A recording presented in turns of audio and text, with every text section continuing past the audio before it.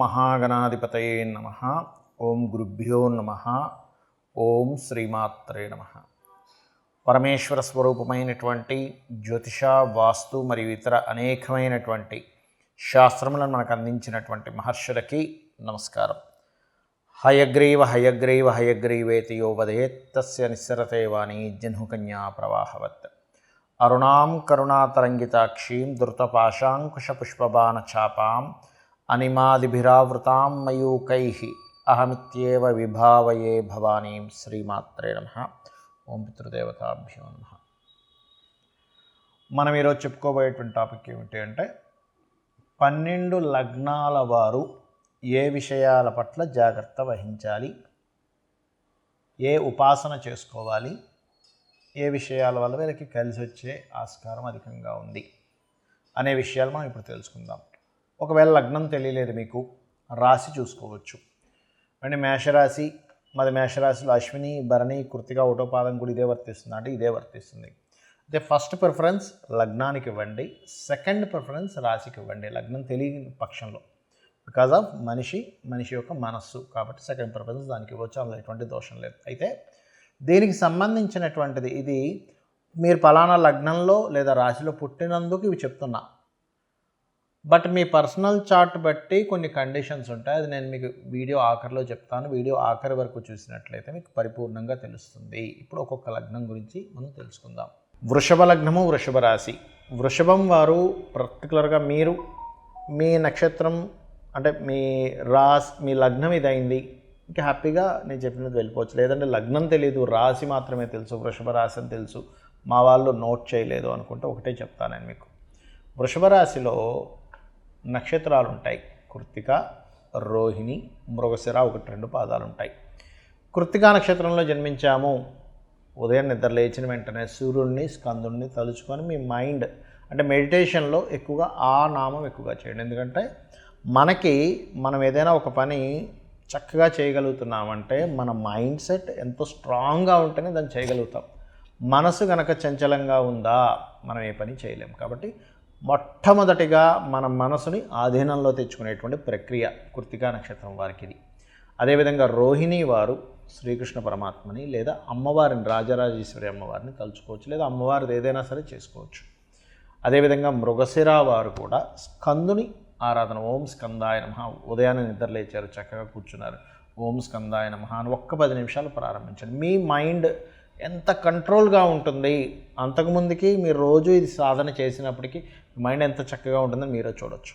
ఇక ఇక్కడ మనం విషయానికి వస్తే కనుక మీకు ఏ వాటి మూలంగా మీ యొక్క కర్మ సంబంధం కలిగి ఉంటుంది చూసుకున్నట్లయితే మదర్తో కొంత కర్మ సంబంధం కలిగి ఉంటుందండి. అంటే మదర్తో కొంత మీరు మదర్కి కొన్ని చేయాల్సిన సేవలు లేదా గురువులతో సర్వసాధారణంగా వృషభం వారికి కన్నా చూసుకుంటే మీకు ఏమవుతుందంటే, మీరు గమనించండి, వృషభ లగ్నంలో జన్మించాము అంటే మీకు ఏదైనా మాస్టర్ ఒకటి చెప్పినప్పుడు ఇది కాదు ఇంకా బాగా చెప్పొచ్చు, ఇంకొక వర్షన్ ఉంటుంది అని మనకి ఆ మాస్టర్ చెప్పింది అంత సంతృప్తి అనిపించదు. బికాజ్ ఆఫ్ ఇది పాస్ట్ లైఫ్ నుంచి క్యారీ అవుతున్నటువంటి విషయం. ఇది మనం అనుకుంటాం ఏంటి ఈ అబ్బాయి మాస్టర్ని కూడా మనకి ఇంకా అలా చెప్పచ్చు ఇలా చెప్పచ్చు అంటున్నాడు, అందరికీ నచ్చింది అని అనిపిస్తుంది. కానీ అది అలా కాదు. అక్కడ ఏంటంటే ఆ మాస్టర్కి అంటే మాస్టర్స్కి ఇతనికి ఉన్నటువంటి ఒక కర్మ కంటిన్యూ అవుతున్నటువంటి అంశం అది.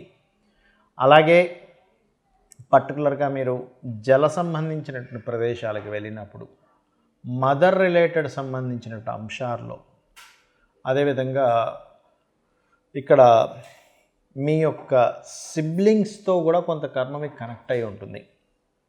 ఇక్కడ మెయిన్గా ఏమిటంటే కొన్ని ధార్మికమైనటువంటి విషయాలు చేసేటప్పుడు కానీ, గురువులతో కానీ, అంటే గురు సంబంధించిన వీటిల్లో కానీ కొంచెం మీరు వారి పట్ల అనవసరమైన ద్వేషాన్ని పెంచుకోకండి.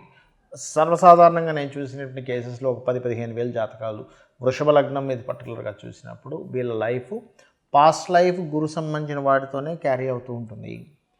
బట్ ఇక్కడ ఏమవుతుందంటే వీరికి వచ్చేసరికి ఇక్కడ వీరితోనే తెలియని ఇంకా ఆ కర్మ కంటిన్యూ అవ్వడం వల్ల ఇబ్బంది వస్తూ ఉంటుంది. ఇది అందరికీ అవదండి, ఓన్లీ వృషభానికి. మరి మీకు ఏ కంఫర్ట్స్ ఏవి బాగుంటాయంటే గవర్నమెంట్ కంఫర్ట్స్ వచ్చే యోగం ఉన్న లగ్నం ఇది. అటువంటిది ఏదైనా గవర్నమెంట్ రిలేటెడ్ సంబంధించిన ఏదైనా వస్తే ఆపర్చునిటీ వదులుకోకండి. బిజినెసెస్ మూలంగా ధనయోగాలు, బుధుడు కనుక బాగున్నాడా బిజినెసెస్ మూలంగా అద్భుతమైన ధనయోగాలు, అందులో ముఖ్యంగా ఏదైనా ఒక ప్లానింగ్ ఏదైనా ఇవ్వడం ద్వారా ధనయోగాలు ఇస్తుంది ఇక్కడ.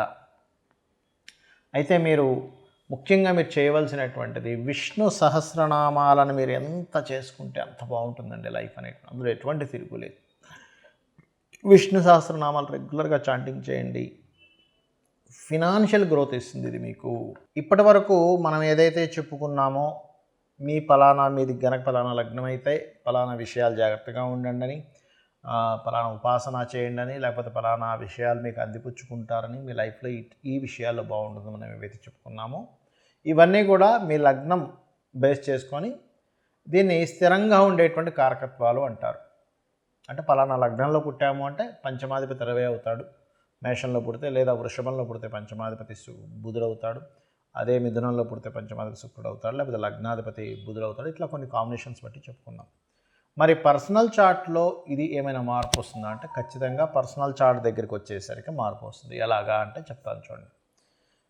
ఇప్పుడు టీటీ ఇంజెక్షన్ ఉంది, టీటీ ఇంజెక్షన్ ఏదైనా సెప్టిక్ అయితే వేస్తారు.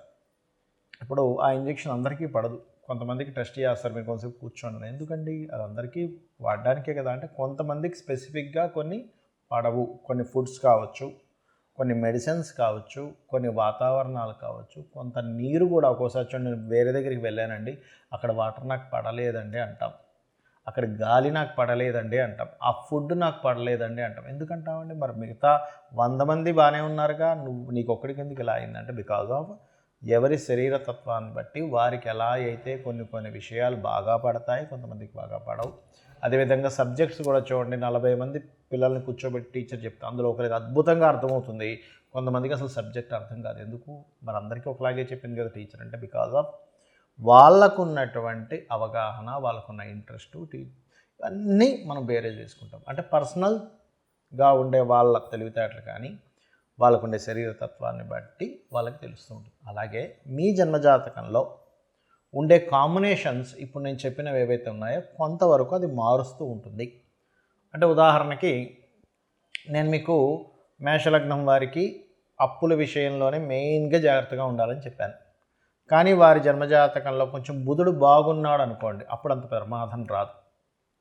లేదా బుధుడు ఇంకా పాడైపోయాడు ఉదాహరణకి, అప్పుడు ఇంకా ఎక్కువ ప్రభావం వస్తుంది. సో ఇలాంటివి చూసుకోవాలి. అంటే ఏమిటి?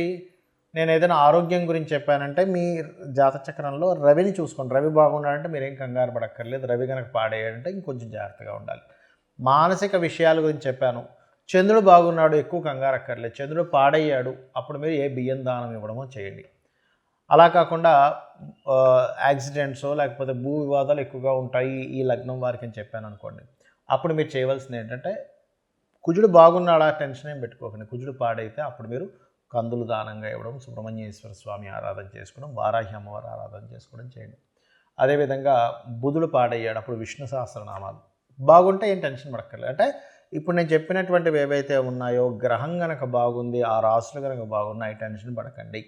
ఆ రాసులు బాగోలేవండి, ఆ గ్రహం పాడైంది, మరింత ఎక్కువ జాగ్రత్త తీసుకోండి అని నేను మీకు ఒక క్లారిటీ ఇస్తున్నాను. అదేవిధంగా గురువు అయితే శనగల దానంగా ఇవ్వడం, గురువులు అంటే ఏదైనా బంగారానికి సంబంధించినటువంటి టీచింగ్ లైన్స్ సంబంధించిన విషయాల్లో కొంత జాగ్రత్తగా ఉండాలి.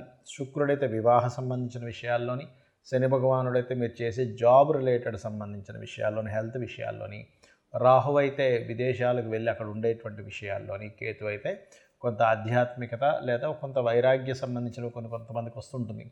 అది పర్టికులర్గా ఏంటంటే కొన్నిసార్లు అయ్యో ఇటువంటి వైరాగ్యం ఈ సమయంలో రావడం ఏమిటి అనుకుంటూ ఉంటాం. ఏది మన మహాభారతంలో ఆ యొక్క యుద్ధం జరిగే సమయంలో అర్జునుడికి వచ్చినట్టు, అంటే ధర్మాన్ని వీడి ఒక రకమైన వైరాగ్యం.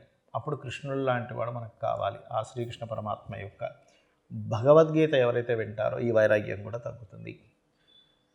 సో నేను చెప్పినటువంటివి పర్సనల్ చార్ట్లోకి వచ్చినప్పుడు కొంత మార్పు వస్తుంది అనేటువంటి విషయాన్ని మీరు అర్థం చేసుకుంటూ నేను చెప్పినటువంటి పరిహారాలు మీరు చేసుకొని ఆ పితృదేవతల అనుగ్రహం కూడా పొంది లలితాంబిక అమ్మవారి యొక్క అనుగ్రహం కూడా పొందాలని మనస్ఫూర్తిగా కోరుకుంటూ మీ యొక్క జీవితాలు మరింత ఉజ్వలంగా మరింత సక్సెస్ఫుల్గా సాగాలని మనస్ఫూర్తిగా కోరుకుంటూ శ్రీమాత్రే నమః.